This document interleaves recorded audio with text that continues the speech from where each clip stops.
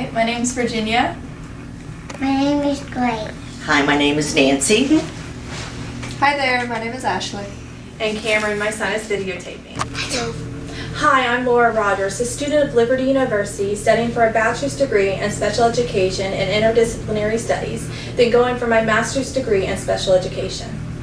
I want to tell you about a story of a little girl who was struggling in school and was being passed from one grade to the next. This girl had a speech problem and was placed in the special education program where she met a teacher named Miss Locke. This teacher taught her to believe in herself and to become all that she can be.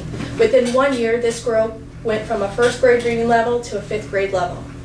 This all took place because that teacher believed in her and taught her that anything is possible even when people thought it was impossible. That student is me.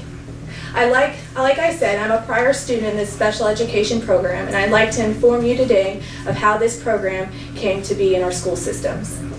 These special teachers are in high demand, and kids need to have these teachers with hearts like Jesus that are willing to encourage, love, and change lives.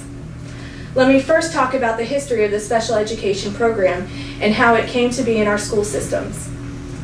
Kids that were disabled were not taught in regular classrooms. Instead, they were sent to segregated schools and state institutions. By the 1950s, these special education classrooms were common in public schools, but they were segregated programs with minimal academic in nature and then focused on developmental manual skills. The Education of All Handicapped Children Act, passed in 1975, was after the influence of the Civil Rights Movement. This legislation emerged a term, least restricted environment.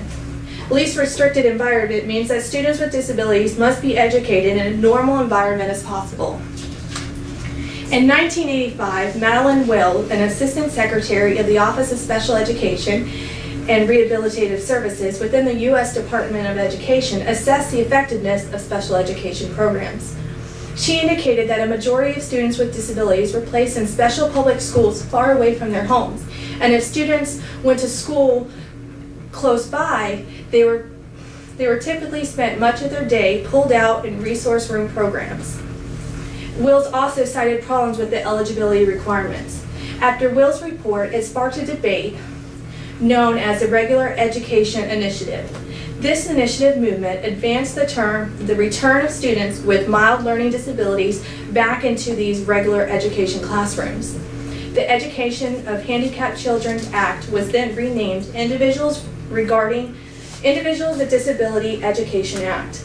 This act contains expanded provisions regarding parents, teachers, paraprofessionals, assessments, eligibility, discipline, due process, and transitional services. Now that you have a better understanding of the special education program, let's talk about the students in these programs. Did you know that the number of youth ages 3 to 21 in the special education program was 6.5 million in 2009-2010 school year? That's about 13% of all public school students. These students in the special education program can be classified as having physical or learning disabilities. I'm going to first talk about the physical disabilities students. Now, these students are defined with ones with inability to function normal, physical, or mentally. These are kids with hearts to learn, but maybe not the ability to reach that level. Now, the kids with learning disabilities, these are kids that can be defined as having a condition giving rise to difficulty in acquiring knowledge and skills at a normal level expected for those the same age. Now, each state has its own definition of what a learning disability is, so you would need to contact your state to know its specific definition. These special teachers that use this platform to encourage, motivate, and show love of these kids, they teach and also give them different ways of learning. Now, the Bible says to love your neighbor as yourself. These kids need to feel that teachers love and support them. There are kids now with learning disabilities that are attending college. Now, these kids have to thank the teachers that believed in them and show them new ways of learning. I had a teacher once, Miss Nicholson. She taught me to read by color. There's a book called Reading by the Colors by Helen Ireland. After placing 2 green transparencies over words, it became clear.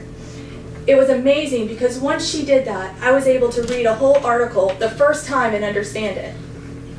It made a world of difference for me, and I still use this process today. I would say something as simple as that would make things easier for so many kids like me. You have learned how special education programs became what they are today. Also, how teachers have very valuable to our school systems because they give kids the extra encouragement, confidence, and learning new ideas. Also, through special education programs, students' lives have been changed and given the love that Jesus had that will impact them for a lifetime. I'm one of those students. If it wasn't for that teacher, Ms. Lott, I don't think I would be at the place I am today. All it took was that teacher believing in me and know that I was able to accomplish anything. It gave me the self-confidence to know that I was capable of achieving all my goals. Thank you. Why would